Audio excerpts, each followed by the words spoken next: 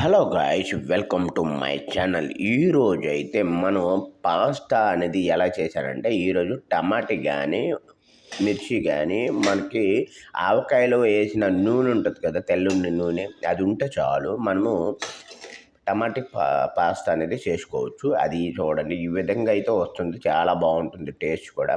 చూడండి, పాస్తా టమాటా మిర్చి అయితే మీకు కనిపిస్తుంది కదా, కానీ మిగిలిన ఇంగ్రీడియంట్ ఇవన్నీ చూసుకుంటే చాలా బాగుంటుంది. మీరు కూడా ట్రై చేయండి.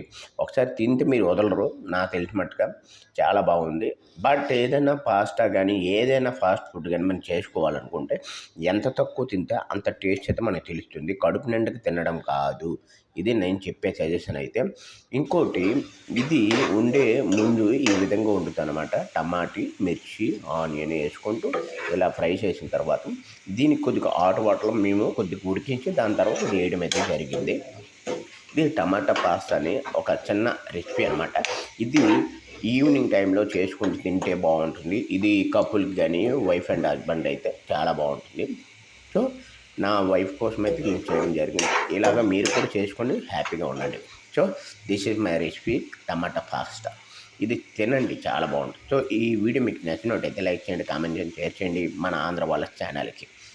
Thank you so much.